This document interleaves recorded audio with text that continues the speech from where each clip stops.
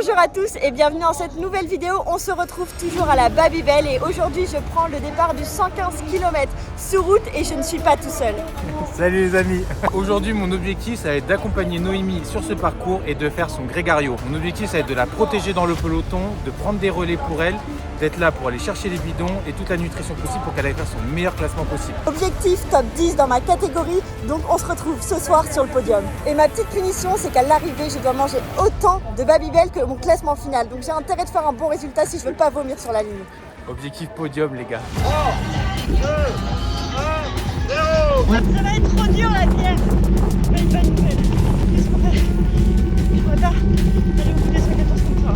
Allez restez, allez. C'est magique ce qui est en train de se passer, allez. 5h du matin, les réveils sont toujours aussi matinaux, mais le départ est tôt, le départ est à 8h30 et on a 45 minutes de route. Donc on va se préparer tranquillement, on va surtout manger avant de partir, on a encore du gâteau sport et ça régale. Et ensuite on va charger la voiture et direction Évron, donc c'est parti, on essaye de pas trop perdre de temps. Deuxième journée, deuxième maillot Babybel. Et celui-ci, j'espère bien pouvoir le porter fièrement et ne pas avoir à mettre une veste chaude par-dessus. T'as même pas mis tes bretelles. Nouveau look, bretelles sur le maillot. Nous voilà donc partis direction le départ de la course. Bon, du coup, pour des petits soucis logistiques, j'ai gardé mon gravel, sauf que j'ai mis des roues de route et j'ai passé mes pédales en route également. Donc, je pense que niveau performance, ça devrait quand même améliorer. Vis-à-vis des sections de 40, je devrais rouler un peu plus vite. Il a un mot à dire, le DS? Ah ouais, alors là, le DS, en gros, là, c'est tout départ fictif, là.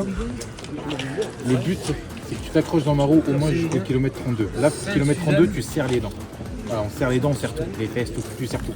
Ok. Après, là, ça va redescendre tranquille. On récupère, là je vais prendre le vent en pleine face, tu vas être tranquille dans ma roue. Et après là on va rattraper et à la fin aussi on revient pareil. En gros dis-toi que le plus gros du défi ça va être ici. Ouais. Mon rechard, tu passes en tête. Ouais, mon rechard c'est mon com, ok? J'annonce. Là les gars, c'est en tête. Quentin, quant à lui, est parti pour le grand parcours de 150 km. On a donc pu regarder son départ qui était à 8h. Comment il se sent, le garçon? Un peu stressé, j'ai pas l'habitude de partir derrière. Du coup là il y a 150 mecs.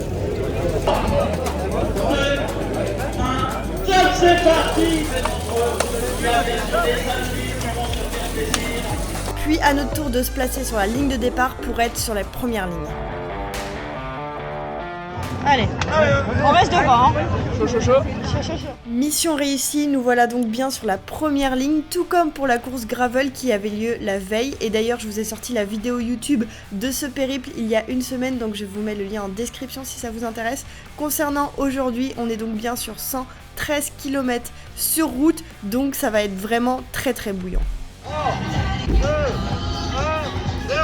Tout comme pour la course gravel, les départs fictifs, c'est toujours pas mon truc, c'est pour ça que j'ai vraiment insisté avec Pierre pour se placer première ligne. Et surtout, j'ai insisté pour maintenir le plus possible cette place à l'avant pour pouvoir prendre le moins de risques possible, ne pas me faire peur et ne pas trop reculer. Contrairement à hier où je l'ai vraiment joué de chill, là vous l'avez compris, l'objectif c'est de performer, c'est de faire un résultat dans ma catégorie et au sein de toutes les féminines. Et d'ailleurs, quand on parle de féminines, et ben vous en voyez une juste à ma droite, une fille élite de Hexagone, c'est clairement l'une de mes concurrentes et c'est une féminine et je pense qu'elle a clairement ma tranche d'âge, donc je vais essayer de la garder à l'œil. Mais bon, là il y a un vrai niveau, on parle d'une élite de chez Hexagone, ça va être difficile de jouer le match. Le départ fictif est déjà très intense, regardez, il y a des grosses relances comme ça après les virages, je me mets vraiment taquet parce que l'objectif dans ma tête c'est vraiment de rester le mieux placé possible, mais avec le stress et ces grosses relances, j'ai déjà le cœur bien haut. Et d'ailleurs, pendant ce départ fictif, on refait un petit tour dans l'usine de Babybel. Cependant, l'excitation du départ va très vite devenir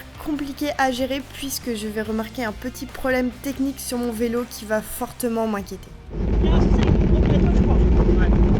Et d'ailleurs, Pierre l'a bien remarqué parce qu'à chaque changement de vitesse, ça fait un bruit monstrueux au niveau de ma cassette. Et vu que ce souci est en train de pas mal me perturber et surtout je n'ose plus changer de vitesse, je suis obligée de forcer énormément dans les relances et je suis beaucoup moins concentrée qu'avant. Et donc vous l'avez vu, au niveau du placement, là on n'est plus du tout première ligne, on a perdu énormément de place. Ça y est, le vrai départ est lancé, les voitures nous ont lâchés, ça accélère énormément et donc je veux absolument rattraper ce groupe de tête. Je fais un très gros effort pour pouvoir reprendre leur roue et heureusement ça fonctionne, donc nous voilà de nouveau dans le groupe de tête. Malheureusement avec mon gros braquet j'ai vraiment énormément de mal à avancer, en tout cas je suis obligée de forcer énormément, ce qui est complètement épuisant et usant. Pierre essaye déjà de se placer devant moi pour que je puisse prendre sa roue, mais vous voyez ça commence à monter à droite, à gauche, ça se bat énormément pour pouvoir être dans ce groupe de tête. Je donne tout ce que je peux pour essayer de les tenir, mais je sens que je suis en train de faire un effort qui va m'user. Il faut pas oublier que j'ai 114 km à faire, même si on joue la course, c'est quand même une course qui est très longue et sur laquelle il faut que je sois endurante, et donc je le sais, je le sens, je vois le groupe qui commence à se détacher et je me dis que celui-ci il va être trop rapide pour moi. En tout cas du moment que j'ai ce problème mécanique et que j'arrive pas à changer mes vitesses, ça va être juste pas possible. Et de toute façon je sais, à la moindre bosse je vais exploser, c'est sûr, je vais pas pouvoir monter avec ce braquet là, donc il va falloir que je trouve une solution très rapidement pour résoudre le problème que j'ai avec mon vélo. C'est trop dur la Pierre. Cette situation elle est vraiment hyper frustrante, on voit le groupe de tête s'échapper au loin, donc je ne sais pas exactement combien de temps j'aurais pu tenir si j'avais eu un vélo 100% fonctionnel, mais je sais que normalement ma place aurait été dans ce groupe là-bas, et au-delà de ça je sais que Pierre aujourd'hui est en train de 100% se sacrifier pour moi. Et là, je suis complètement bloquée à cause de mon vélo. J'ai beau avoir de très bonnes jambes, j'ai beau avoir l'envie et un mental de fou furieux. Si mon vélo ne fonctionne pas, si mes vitesses, je n'arrive pas à les changer, je n'arriverai à rien faire pendant cette course. Donc, faut vraiment qu'on trouve une solution parce que j'ai pas du tout envie de bâcher au bout de 10 bornes parce que j'ai un problème mécanique. Une bonne nouvelle. Les deux plateaux et que les deux premières vitesses. Nous voici donc dans une des premières petites côtes et je sens tout de suite que ça va pas pouvoir le faire.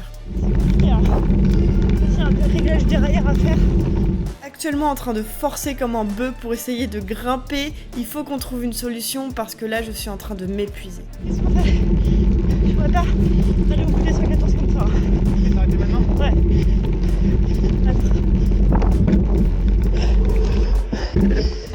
On te retourne? Tiens mon vélo. Viens.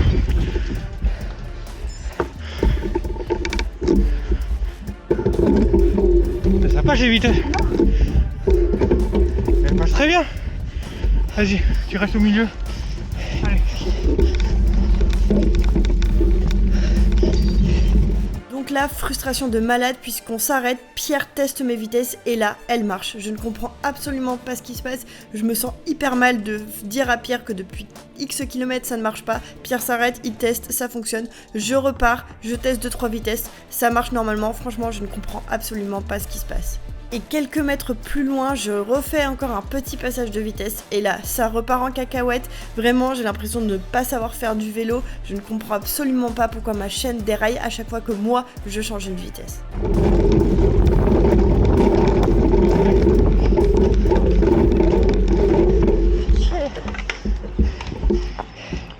Pourquoi j'y arrive pas? Bah ça. Tiens, prends mon vélo. Roule avec mon vélo, tu veux.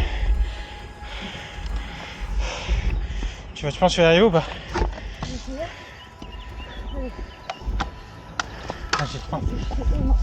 C'est beaucoup trop. Pourquoi tu n'y arrives pas? Je comprends pas les passes de vitesse. Vas-y, monte-moi. Regarde, t'appuies là. Mais moi, elle. Passe tes vitesses. Mais ouais, pourtant j'y vais mollo, hein. Vas-y, tranquille. Je repars donc avec ma frustration et pour seule consigne d'essayer de passer tranquillement mes vitesses. Peut-être que je suis trop brute, en tout cas Pierre lui il y arrive très bien. Donc je repars à fond les ballons, vous l'aurez vu, j'ai aussi essayé de prendre le vélo de Pierre mais il est évidemment beaucoup trop grand pour moi. Franchement c'est très compliqué comme début de course, j'imaginais pas du tout avoir des soucis mécaniques, j'ai rarement des soucis comme ça en course, donc j'ai un peu du mal à gérer la situation, ça me fait énormément de stresser mais on ne perd pas espoir et on va tout donner.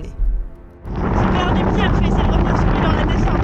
Comme si nous n'avions pas assez de soucis, on aime bien s'en rajouter une petite couche avec Pierre. Une fois que je suis repartie du coup de notre deuxième arrêt, c'était une montée et j'ai vu Pierre à un moment me doubler sans trop me regarder, mais je me suis dit voilà qu'il me doublait pour essayer de repasser devant moi et que je me remette dans sa roue. Mais finalement, il a filé tout droit. Finalement, il ne m'avait donc pas vu, donc il pense que je suis loin devant, donc il est en train de rouler comme un fou pour essayer de me rattraper, alors qu'en fait je suis derrière lui, donc c'est moi qui suis en train de rouler comme une folle pour le rattraper. rattraper. Enfin bref, ça a été un petit malentendu qui nous aura fait quand même pas mal rigoler. Bon les gars, en fait on a eu un petit problème technique, mécanique avec le dérailleur de Noémie. Je l'ai aidé à changer, je l'ai repoussé, il est parti devant moi et là je suis en train de redescendre le parcours parce que je suis parti pleine balle dans la descente et je l'ai pas vu. Donc je vais refaire mon tel de Grégario là, je vais essayer de la retrouver. Bon, je crois que je suis dans une grosse ascension là. 5 km d'ascension, 5 ou 6% de moyenne. J'ai perdu Pierre, je sais pas où il est. Je pense qu'il est devant, mais... Me voilà donc dans l'une des premières grosses ascensions du jour sans Pierre. Je ne l'ai toujours pas retrouvé, mais bon, c'est pas grave. Dans une côte, j'ai moins besoin d'un grégario puisque je roule moins vite, j'ai donc besoin d'être moins abrité. Donc je me concentre sur mon effort pour grimper le plus vite possible. Et regardez qui on aperçoit au loin en contresens qui vient tout juste de me retrouver après 15-20 minutes l'un sans l'autre. Moi, je viens de me faire engueuler par mon leader parce que je l'ai pas vu dans la descente et du coup je l'ai dépassé, c'est bon. RS, patron, directeur sportif, on a retrouvé le leader là. J'ai trouvé. J'y allais pas assez franchement, j'étais toujours entre deux vitesses. Donc comme je l'expliquais à Pierre, la bonne nouvelle c'est que pendant son absence, j'ai continué à retester mes vitesses tranquillement de différentes manières et donc j'ai trouvé la solution pour réussir à les passer sans complètement dérailler. Il suffit tout simplement que lorsque je passe la vitesse, vraiment j'emmène la manette jusqu'au bout et ça me permet donc de réussir à atteindre une vitesse qui est à peu près fonctionnelle. Je comprends pas exactement ce qui s'est passé avec mon vélo, je pense que j'ai changé la cassette avant de partir et donc finalement j'ai du mal à l'installer, peut-être que le réglage du dérailleur a pas été fait, enfin bref c'est clairement de ma faute, mais en tout cas j'ai trouvé une solution à peu près alternative pour réussir à passer mes vitesses et dans les côtes qu'on va avoir, je vais tellement en avoir besoin, donc je suis trop contente, je suis rassurée et la course peut vraiment commencer. Il est donc temps pour nous d'appuyer sur les pédales, de donner tout ce qu'on a pour commencer à rattraper notre retard et c'est ce qu'on va faire puisqu'on est reboosté à 1000%. La solution c'est pas parfait, j'ai encore quelques problèmes de vitesse mais franchement c'est tellement mieux qu'avant, donc je fonce dans la roue de Pierre et là go pour essayer de remonter un maximum de gens et aller chercher notre objectif, le top 10 de la KT. Et d'ailleurs on voit mon grégario Pierre qui est en train de me tendre un gel puisqu'il est temps pour moi de commencer à m'alimenter pour rester en forme pendant toute la course. Concernant les bidons, d'ailleurs, je n'en porte qu'un seul sur mon vélo puisqu'on voulait vraiment jouer le rôle de grégario à 100%. J'ai donc un seul bidon, Pierre il en a deux et si jamais j'ai soif, c'est lui qui ira me ravitailler au ravito. On enchaîne donc avec la dernière grosse difficulté de ce début de parcours. Nous sommes sur le mont Rochard. Quelle drôle de coïncidence puisque si vous ne le savez pas, mon nom de famille est Rochard. Donc celui-ci, j'essaye vraiment encore plus de tout me dépasser. L'objectif était de prendre le com. Bon, honnêtement, ça va être compliqué, mais au moins ça me met un petit objectif en tête. Ce qui est vraiment en plus marrant, c'est que le Mont Rochard était vraiment la difficulté la plus attendue de la journée. En tout cas, c'est celle-ci dont on nous a le plus parlé parce qu'on a des pourcentages qui sont énormément élevés. Donc, raison de plus de se dépasser 1000 fois sur cette montée-là. Je vais tout donner pour monter le plus rapidement possible. De toute manière, il y a Pierre qui est là, qui m'encourage, qui me booste et qui est toujours là pour que je puisse prendre sa roue afin de gagner le plus de temps possible. Ah c'est bon, on est passé au kilomètre 30. Plus gros du dénivelé fait. Maintenant ça va être full vitesse. On envoie la patate. Il revient bien son effort, elle s'hydrate. Et là en plus on revient sur un coup de tête devant. On remonte petit à petit, peloton par peloton. Allez. Le seul point positif qu'on peut trouver aux soucis mécaniques que j'ai eu en début de course, c'est que finalement on a perdu beaucoup de temps, on s'est fait doubler par beaucoup de monde et donc une fois qu'on s'est mis à rerouler correctement, et bah finalement on s'est mis à redoubler beaucoup de gens et ça je trouve vraiment pour le mental et le moral, bah c'est plutôt positif de fonctionner comme ça alors que si j'avais tenu le groupe de tête finalement j'aurais peut-être fait que régresser et que de me faire doubler donc bah je sais pas, moralement, c'est pas le même impact et donc là bah, c'est plutôt positif, surtout que bah voilà, on double parfois des gens seuls et parfois on peut se mettre à nouveau dans des gros groupes, ce qui permet déjà bah, à Pierre aussi de se reposer un peu parce que sinon il fait la locomotive tout seul et c'est très épuisant pour lui et donc là bah, ça permet à lui de se reposer et pour moi de prendre des bonnes roues, rouler très vite puisque là on a quand même des moyennes qui sont souvent à plus de 30 km/h dans les groupes donc c'est super positif. Allez, pour l'instant on s'en sort super bien, on est dans un groupe là qui roule bien, on a 29 de moyenne. C'est vraiment top pour elle. Mais pour autant, ça veut pas dire qu'on reste sur nos acquis, on va pas rester au chaud dans ce gros peloton bien longtemps. Pierre se replace devant, on va lancer une attaque et le but c'est de continuer à tracer le plus possible pour remonter tout le temps qu'on a perdu. Allez, il y a un sacré peloton là derrière. Fais-moi la locomotive. Pour l'instant, elle gère plutôt trop bien Noémie, c'est vraiment cool. On arrive bientôt au premier ravito. Elle va continuer. Ouh, allez, on l'arrête plus. Elle est partie, on l'arrête plus.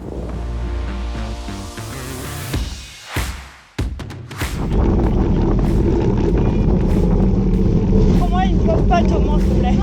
On vient de passer la barre des 40 km, nous voici donc au premier ravito et donc Pierre va jouer son rôle de Grégario à 100% puisque vous venez de le voir, je viens de lui tendre mon bidon, je lui donne 2-3 instructions vis-à-vis de ce que j'ai envie de manger, de ce qui me ferait du bien et donc Pierre va s'arrêter sur la droite et moi je trace pour ne perdre aucune minute, aucune seconde, donc c'est parti, moi je trace, Pierre s'arrête, il fait le ravito et il me rattrapera juste après. C'est un peu l'intérêt d'avoir un Grégario bien plus fort que soi, c'est que j'ai beau continuer à rouler, il aura toujours le niveau de me rattraper.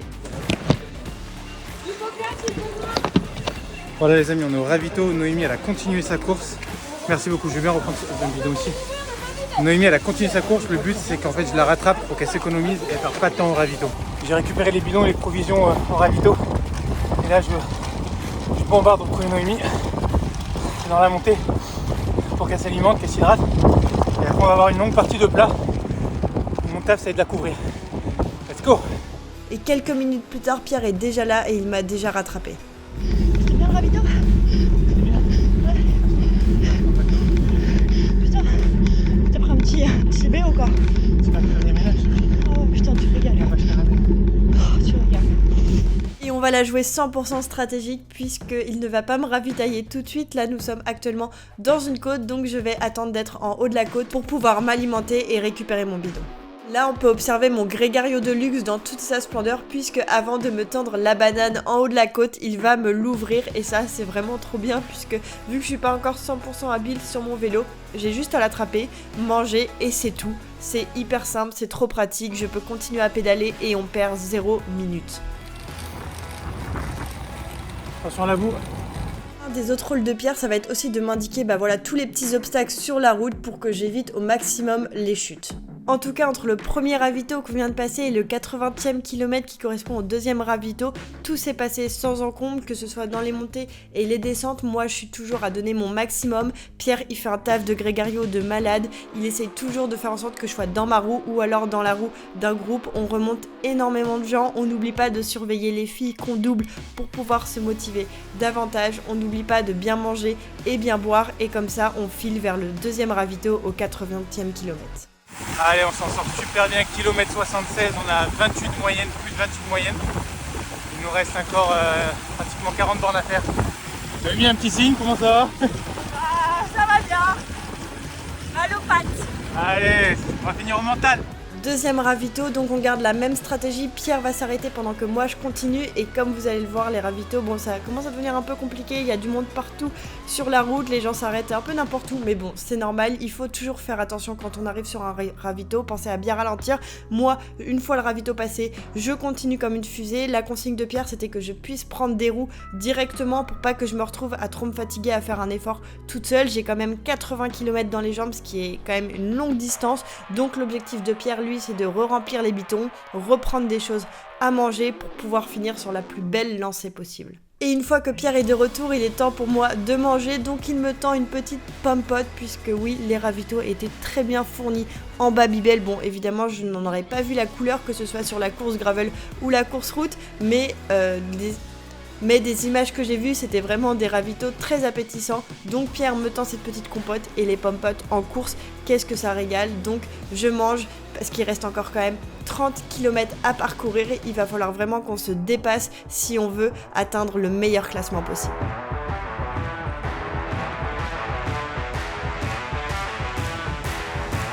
Petit phénomène dont je me rendais pas compte pendant la course vu que j'étais tellement concentrée dans ma bulle à me dire tu restes dans la route Pierre, point, c'est que je me rendais pas compte qu'en fait derrière nous il y a énormément de cyclistes qui donc se mettaient dans notre roue et ce qui crée des énormes locomotives, enfin des énormes trains avec Pierre en locomotive, vu que lui son seul objectif voilà c'était de me protéger dans sa roue. Et il y a plein de petits filous et qui ont complètement raison et qui profitaient de notre stratégie pour se mettre bien au chaud les uns derrière les autres. Et donc finalement derrière moi j'avais des dizaines et des dizaines de gens et je m'en rendais absolument pas compte. C'est en découvrant les images que je me suis aperçue de ça et c'est quand même assez drôle. Et alors qu'il nous reste plus que 20 km à parcourir, je sais que je suis extrêmement fatiguée, je sais que mes jambes commencent à faiblir, mais j'ai la meilleure motivation qui va apparaître devant moi puisqu'il y a une fille que nous allons rattraper. Vous la voyez, elle est juste devant moi, c'est une fille, elle semble être plutôt jeune, donc de ma tranche d'âge, donc il est hors de question qu'elle arrive avant nous. Donc là, coup de boost pour le moral et le mental. Pierre va passer devant moi, nous sommes en descente, je mets les mains en bas et là, il n'y a plus qu'une seule consigne, c'est tout donner et foncer pour qu'elle nous rattrape pas. Franchement, c'était tellement un coup de boost, tellement cool pour moi. Ça m'a vraiment remotivé, ça m'a permis de remettre une couche là où je pensais ne plus être capable d'en mettre. Surtout que juste après ça, on a un mur à monter. Vous le voyez, tout le monde est en danseuse, c'est archi compliqué, mais c'est la dernière grosse difficulté avant d'arriver à l'arrivée.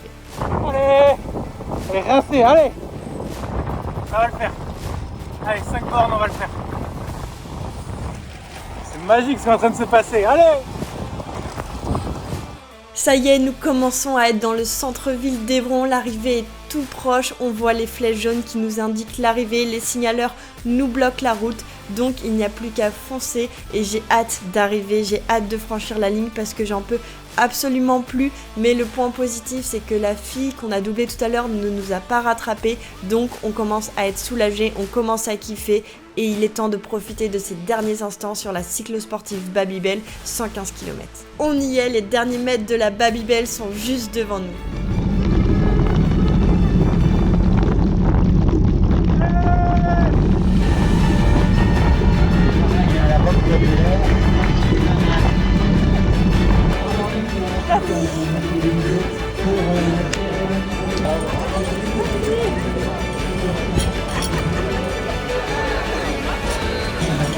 Bah, Noémie, nouvelle FTP.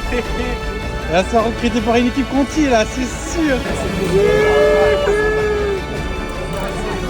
Et avant de regarder le classement final, on va savourer l'arrivée de Quentin qui est arrivé quelques minutes après moi et donc on va pouvoir accueillir. Regardez les classements et j'ai un peu le seum, je fais 4e de ma catégorie à une place du podium. Ça reste une performance de fou, je fais 10e féminine et donc 4e des 18-30 ans. Mais c'est tellement frustrant de passer à une place du podium. Mais bon, c'était quand même fou, je me suis donnée à 100%. Grâce à Pierre, j'ai fait une performance que j'aurais jamais pu faire sans lui. Il m'a motivée, il m'a encouragée, il m'a nourrie, il m'a alimentée, enfin bref. Trop cool, mais voilà, un peu de frustration, mais c'est pas grave, il fait beau, on va pouvoir manger, on va pouvoir profiter du reste de l'après-midi et je vous montre ça en image de toute façon. Pendant qu'on mangeait, on a donc pu assister au podium des féminines, mais aussi au podium de ma catégorie. Voici donc les 3 premières qui arrivent avant moi. Il est l'heure de tenir parole et de manger donc mes 4 Babybel pour ma 4e place. C'est parti.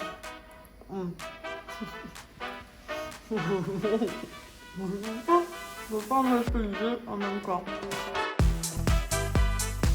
Et les 2 derniers. J'espère que cette vidéo vous aura plu, n'hésitez pas à vous liker et à vous abonner pour soutenir ma chaîne. En tout cas, je vous retrouve bientôt dans de prochaines aventures. La semaine prochaine, on se retrouve pour ma première course de l'année, une course 100% féminine, donc je vous souhaite une belle semaine.